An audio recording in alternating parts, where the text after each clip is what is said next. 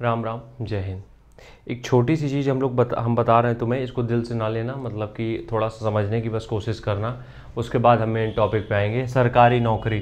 देखो, सरकारी नौकरी के नाम से एक इज्जत आ जाती है, एक रिस्पेक्ट आती है, और साथ में आता है एक सिक्योरिटी जो कि होती है पैसे को लेके। ठीक है, हम अगर बात करें तो एक सरकारी नौकरी की एवरेज जो सैलरी होती है वो 60,000 रुपये होती है। एवरेज सैलरी, अब इससे ज़्यादा भी हो सकती है, उससे कम भी हो सकती है। 60,000 रुपये एवरेज सैलरी होती है। ठीक है, एक सरकारी नौकरी जो भी करता है उसकी।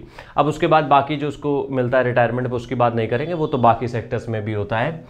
तो ये 60,000 रुपये की नौकरी है। और आप, अगर हम मान के चल रहे हैं, अगर आप दिल्ली में रह रहे हो, बेंगलोर में रह रहे हो, हैदराबाद, या फिर हम बात करें महाराष्ट्र, यहाँ की तो बात ही नहीं कर सकते हैं, पुणे और केरला, कर्नाटक, गुजरात, जयपुर, अगर आप इन सब सिटी में रह रहे हो, आप अगर तुम मेरे शहर में रह रहे हो यार, कानपुर में हो, लखनऊ में हो, इलाहाबाद में हो, यहाँ तो तुम 20,000 कमाओगे तब भी चौड़े से रहोगे।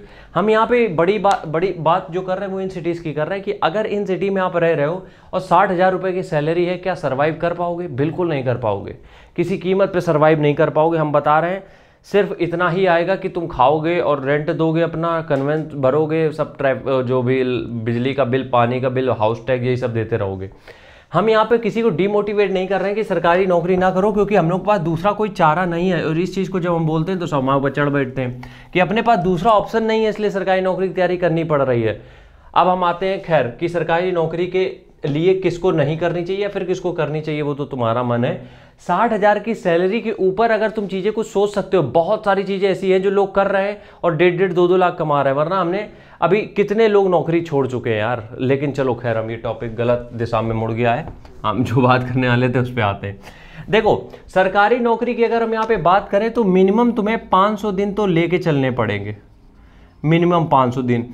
अगर आप किस लेवल के एग्जाम की तैयारी कर रहे हो, 10th या फिर 12th लेवल के एग्जाम की तैयारी कर रहे हो, ध्यान से सुनना। अगर आप 10वीं 12वीं लेवल के एग्जाम की तैयारी कर रहे हो तो आपको 500 दिन अपनी पॉकेट में, जेब में रखने पड़ेंगे अपने लिए, जिसमें रिलेशनशिप, परिवार, एवरीवन, सबको बिल्कुल झोंकना पड़ेगा। ठीक है, क्योंकि 10वीं 12वीं से जो भी एग्जाम होते हैं वो 1 1.5 साल में क्लियर किए जा सकते हैं। वहीं अगर ग्रेजुएशन लेवल में चले जाते हो, ठीक है, वहीं अगर ग्रेजुएशन लेवल में चले जाते हो, मतलब कि 12th के बाद जो भी कर रहे हो तुम ग्रेजुएशन, उसमें चले जाते हो, उससे जो वैकेंसी आती है उसके लिए तुम्हें 1000 दिन चाहिए। क्यों? क्योंकि वो इंस्पेक्टर लाइन पोस्ट होती है या फिर अपर पोस्ट भी आ जाती है बहुत सारी। तो मेरे कहने का मतलब ये है कि हर एक वैकेंसी के लिए दिन डिसाइडेड होते हैं। अब कई बार क्या होता है कि ये जो हम 1000 दिन ले रहे हैं, इसका मतलब कितना हो गया? लगभग 3 साल, थोड़ा दिन ज़्यादा हो जाएगा, 3 साल। अब इस 3 साल में तुम हो सकेगा 6 से 8 भर्तियों में तुम 6 से 8 भर्तियों में तुम क्या हो जाओ? फेल कर जाओ। 6 से 8 भर्तियों में तुम फेल भी हो सकते हो, बिल्कुल कॉमन चीज है। लेकिन अगर तुम ये सोचो कि अगर तुम खुद को 1000 दिन का टारगेट दिया है, तो अगर तुम 6-8 भर्तियों में फेल हो रहे हो, तुम्हारा भी 1 साल 1.5 साल ही गया है, तो तुम्हें उतना डिप्रेस्ड होने की जरूरत नहीं है। It's just a process. एक बात समझो, तुम 100 नौकरियां हैं, उसमें 10 लाख लोग बैठेंगे, जितने भी बैठे हैं अब 100 नौकरियों में, तो अगर ये देखोगे तो 1000 है।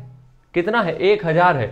तो ये तो खैर अभी कम लिखे हैं, नहीं तो कोई आके ज्ञान पेलने लगे। ठीक है, तो एक चीज तुम्हें समझनी पड़ेगी कि एक सीट के लिए जब वो कह देते ना कि मोटिवेशन दे देते आगे, एक ही सीट तो है, एक सीट है, वो तुम्हारी है, और वो जब तुम्हारी बात करते तो कैमरे में जब बोल रहे हैं, सामने 50,000 लोग देख रहे हैं, तो 50,000 सब सोचने लगते हैं कि अरे ये सीट तो मेरी है।